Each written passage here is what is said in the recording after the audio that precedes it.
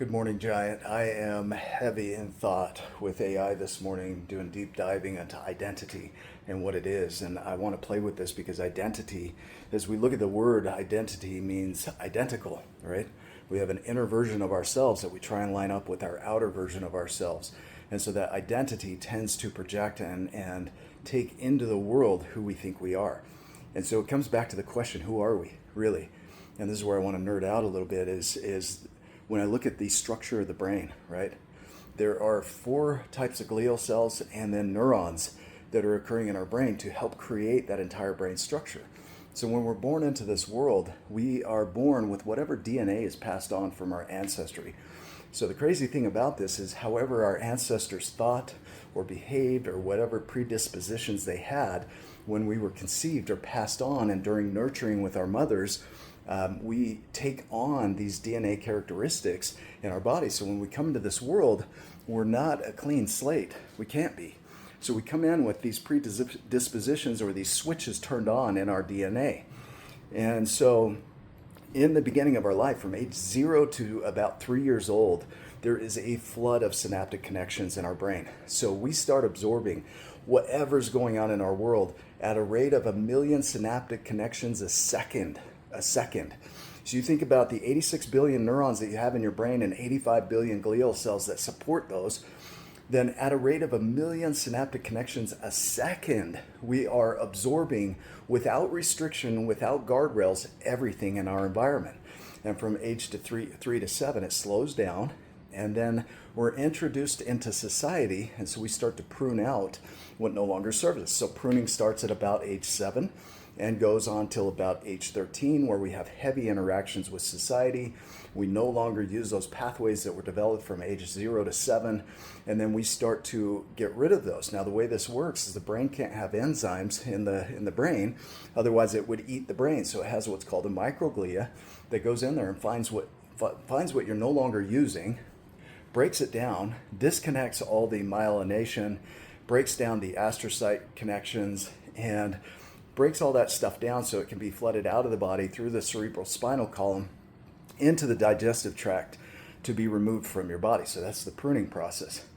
And then we have what are called the ependymal cells that go in and create the cerebral spinal fluid and keep things moving with the fluids, and then you have your blood vessels and all of that support.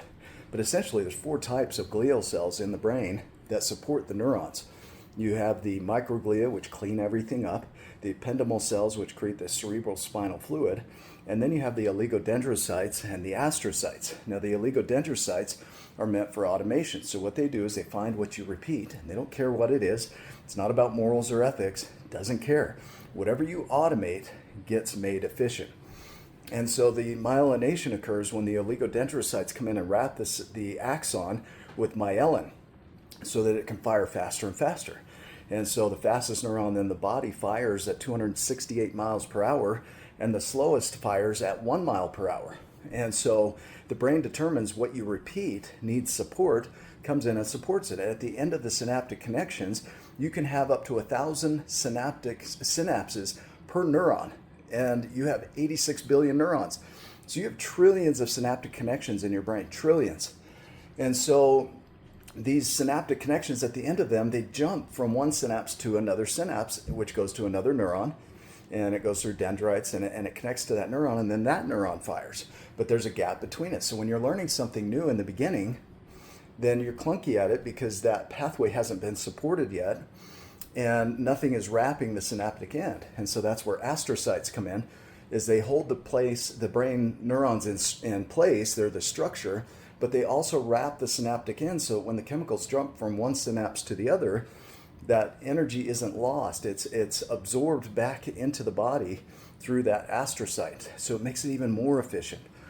And so from age 13 to 25, you really start to narrow in this identity. So you take all this stuff that you absorbed from age 0 to 7, and then all the pruning that you did from age 7 to 13, and it really narrows down with your own experiences and your knowledge and learning and other things that are taught to you by society and culture are all absorbed into you to create this identity. And it's not yours. It's given to you, and it's adapted to whatever you came into the world with. So wherever you are in the world, whatever culture you were born into, you take on the tendencies or the characteristics of the identity of that culture. And so your identity starts to mold by age 25. You're really anchored in to who you think you are. And then you start to match your outer world with that inner thinking. And so if you grew up in a family that, thinks money is evil, like my family, my mom would burn money in front of us.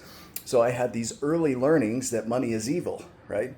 So at a time where I couldn't reject it, I just absorbed it. And then I got confirmation in the world, so that got to stay. And so I never really fully got rid of it. And so that identity became my identity, which then became the expression in my world. So the identical became that what was going on here started to match up with the outer world, and I got confirmation of that truth. So I thought, this is truth. It doesn't need to be challenged. I don't need to get rid of it. It's useful.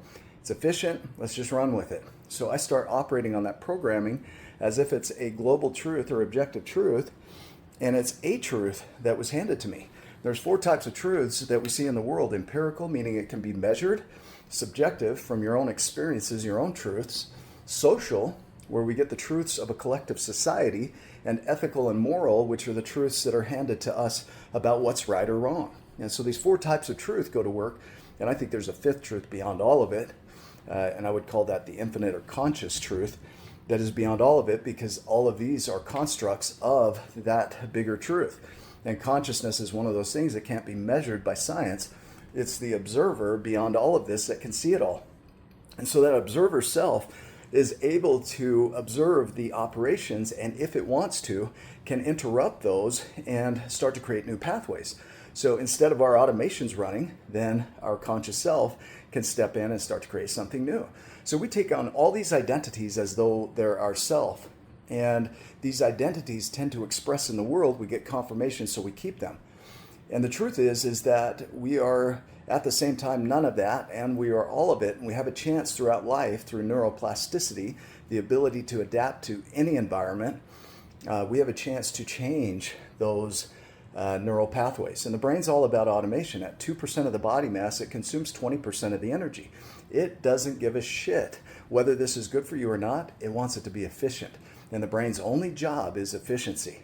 And so it creates these automations to conserve energy. And so when you go to change, it's not that you're lazy. You're not lazy.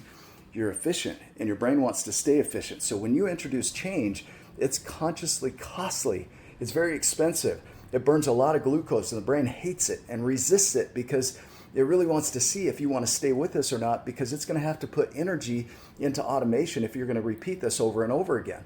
So when you take on a new identity and new characteristic, it's not going to stick at first.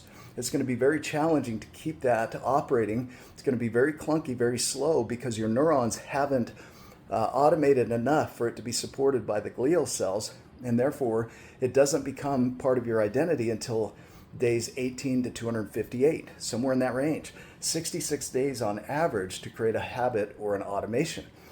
And so when you are taking in a new truth and you're trying to do something new, your body is going to resist it. Most people are resistant to change, even when it's good for them, because it is so costly energetically, and the brain's going to resist it.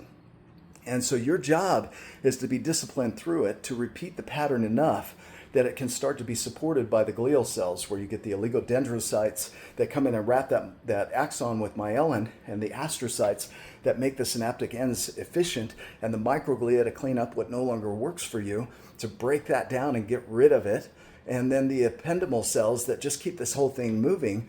So at night when you're sleeping, sleep is so essential because it flushes out that cerebral spinal fluid down the column into your digestive tract to get rid of what no longer serves you. And it's a process. You didn't become who you are overnight. Now, during the early years, it's unfair because from age 0 to 7, you were absorbing everything. And now, for me, 50 years later, I've got some ways of being that are affecting my outer world. And in trying to change those, I'm challenging not only those belief systems, but the automations. So really be with that today. You are not your automations, and you can change them, but it's going to be a challenge to stay with it long enough for it to become a habit. I hope that serves you today. Go make it a giant day, and I'll see you in the next video.